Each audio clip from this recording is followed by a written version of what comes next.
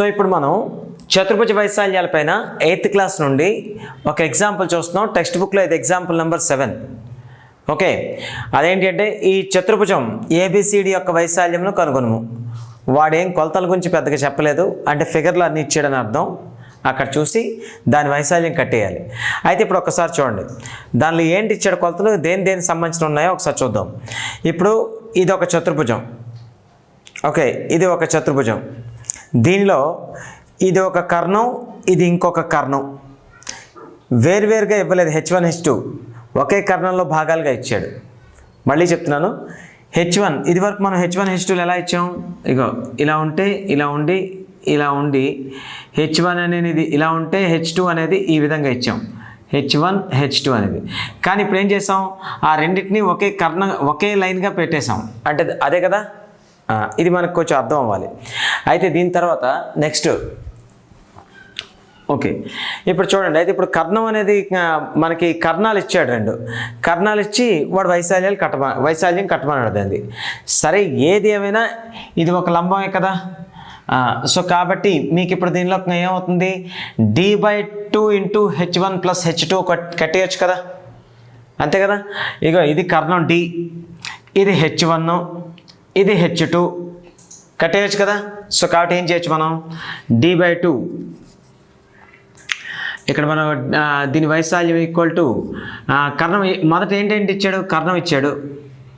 కర్ణం ఏంటేంటి D, ఆ D విలువ ఎంత ఇచ్చాడు, 11.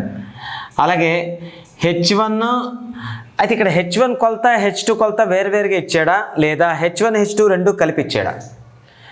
H1 ఇక్కడ వరకు, H2 ఇక్కడి నుంచి ఇక్కడ వరకు, ఈ రెండు మొత్తం ఎంత ఉంది, 12 ఉంది. అంటే దాని అర్థం ఏంటి, వాడు H1 + H2 విలువే ఇచ్చాడు. ఇంకా మరి చేయాల్సిన అవసరం కూడా లేదు. H1 + H2 = ఎంత, 12 సెంటీమీటర్లు. అయితే మనకి వైశాల్య సూత్రం ఏంటి, వైశాల్యం D/2 × H1 + H2, అంతే కదా. D/2 × H1 + H2. D అనేది ఏంటి అవ్వాలి, ఇక్కడ D అనేది కర్ణం అవ్వాలి. అలాగే H1, H2లు అనేవి ఏమవ్వాలి, లంబాలు అవ్వాలి, అంతే కదా. అలాంటప్పుడు H1 + H2 × D/2. అయితే D/2 మనకు D విలువ ఉంది. H1 వేరుగాను H2 వేరుగాను ఇవ్వకుండా రెండు ఒక కర్ణాన్ని సూచిస్తున్నాయి కాబట్టి H1 H2 రెండు కలిపి ఎంత అయింది, 12 సెంటీమీటర్లు. కాబట్టి ఎంత అవుతుంది, ఈ రెండు కలిపి 12 ఇచ్చేయచ్చుగా. సో కాబట్టి ఇక్కడ మనకి చేయడానికి ఏముంది, ఇంకా చేయడానికి పెద్ద కష్టమేం లేదు. D విలువ ఎంత, 11/2 × H1 + H2 అంటే ఎంత, 12. ఓకే, 2 ఎన్నిసార్లు పోతుంది, 6 సార్లు. అంటే ఎంత, 11 6ల ఎంత, 66 చదరపు సెంటీమీటర్లు. ఇలా మనం చేయొచ్చు. అయితే ఇక్కడ మీకు ఇంకొక విషయం గుర్తు చేయాలి. ఏంటి అంటే, మీకు ఒకవేళ ఈ విధంగా కర్ణం ఇచ్చాడు, ఈ విధంగా కర్ణం ఇచ్చి ఇక్కడ H1 అనే లంబం వేరేగాను, ఎక్కడో H2 అనే లంబం వేరేగాను ఇచ్చాడు అనుకోండి. మీరు D/2 × H1 + H2 అని రాస్తున్నారు, అంతే కదా. అలా కాకుండా ఈ ఇక్కడేమో ఈ లంబాలు వేరేగా ఉన్నాయి, ఈ లంబాలు రెండు కలిపి ఒకే లైన్లో ఉన్నాయి ఇక్కడ, అంతే కదా. ఈ లంబాలు రెండు కలిపితే ఒకే రేఖను సూచిస్తున్నాయి. అలాగే ఆ రేఖ కూడా ఏమైంది, రెండో కర్ణమైంది, అంతేనా కాదా. అంటే దాని అర్థం ఏంటి, H1 H2 కలిపితే H1 H2 కలిపి రెండో కర్ణం కింద లెక్కే కదా. అంటే దాని అర్థం ఏంటి, H1 H2 కలిపితే రెండో కర్ణం అయిందన్నప్పుడు ఇది కర్ణం 1 × ఇది కర్ణం 2 అనుకోవచ్చా లేదా. ఒక్కసారి జస్ట్ ఇక్కడ చూడండి. అంటే ఆన్సర్ అయితే 66 చదరపు సెంటీమీటర్లు అయిపోయింది. ఇక్కడ నేను ఆన్సర్ కోసం చెప్పట్లేదు, ఒక కాన్సెప్టే చెప్పబోతున్నాను.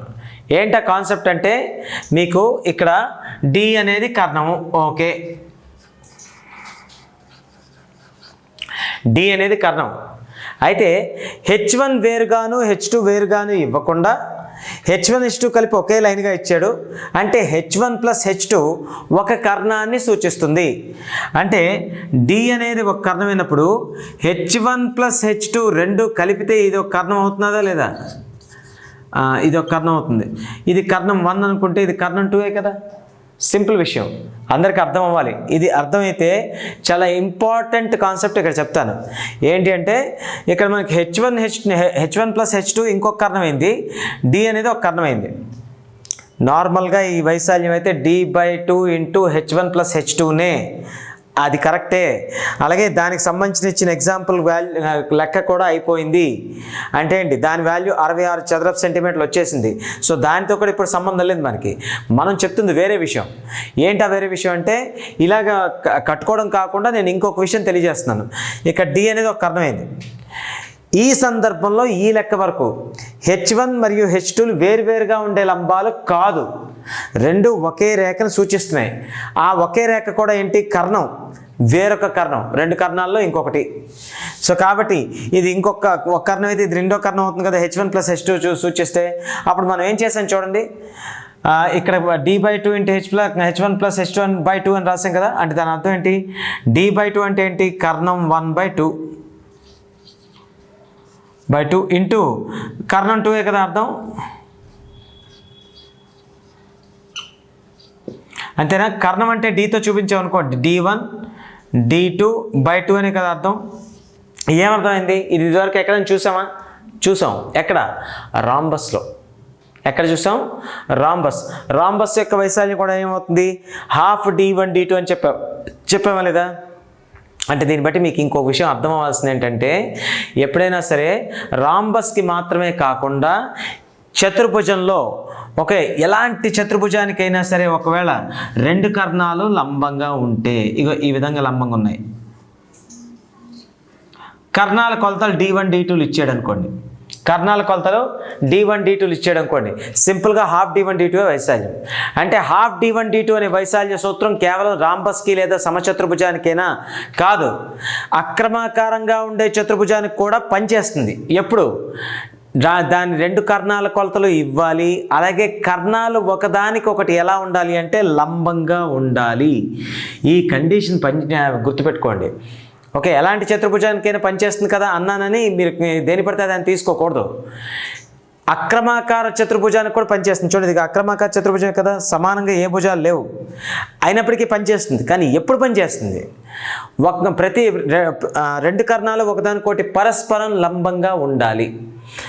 రెండు కర్ణాల్లో ప్రతి ఒక్కటి రెండో దానికి పరస్పరం లంబంగా ఉండేటప్పుడు ఆ కర్ణాల కొలతలు d1d2 విలువలు ఇస్తే, కర్ణాల కొలతలు 2 ఇస్తే, మీరు ఇంకా రాంబస్ అయినా పర్వాలేదు, అక్రమాకార చతుర్భుజం ఏదైనా పర్వాలేదు, మీరు దాని వైశాల్యాన్ని సింపుల్గా ½ ఇంటూ d1d2 వేసేసుకోవచ్చు. అదే కదా మనం ఇక్కడ కనుక్కున్నాం.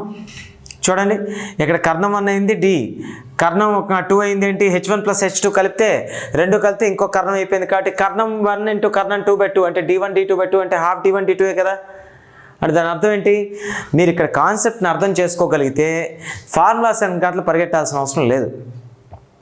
రాంబస్ విషయంలో లేదా సమచతుర్భుజ విషయంలో ½ d1d2 ఏదైతే నేర్చుకున్నారో అది ఎలాంటి చతుర్భుజానికైనా పనిచేస్తుంది.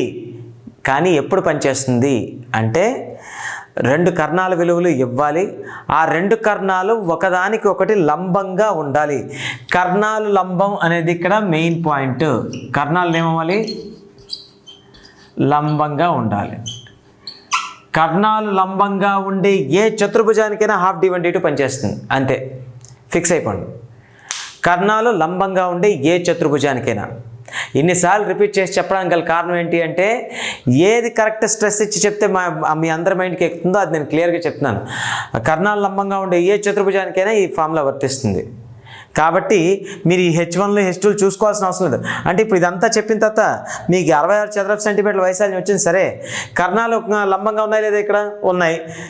ఈ కర్ణ విలువ ఎంత, 12, ఈ కర్ణ విలువ ఎంత, 11, అంటే ఎంత, ½ ఇంటూ 12 ఇంటూ 11 ఫినిష్, అంటే ఎంత, 66. అర్థమైందా లేదా. సో కాబట్టి ఈ విధంగా మీరు కాన్సెప్ట్ నేర్చుకోవడం వల్ల కేవలం ఫార్ములాస్ వెనకాల పరిగెట్టాల్సిన అవసరం ఉండదు. అంటే ఈ ½ d1d2 అనేది రాంబస్ వైశాల్యం తెలుసుకోవడం కంటే ½ d1d2 అనేది ఎన్ని రకాల చతుర్భుజాలు పనిచేస్తుందో తెలుసుకోవడం కూడా అవసరమే. ఎన్ని రకాల చతుర్భుజాలు పనిచేస్తుంది, ఏ చతుర్భుజానికైనా పనిచేస్తుంది. కండిషన్ ఒకటే, ఏంటి, కర్ణాలు లంబంగా ఖండించుకోవాలి, అంతే.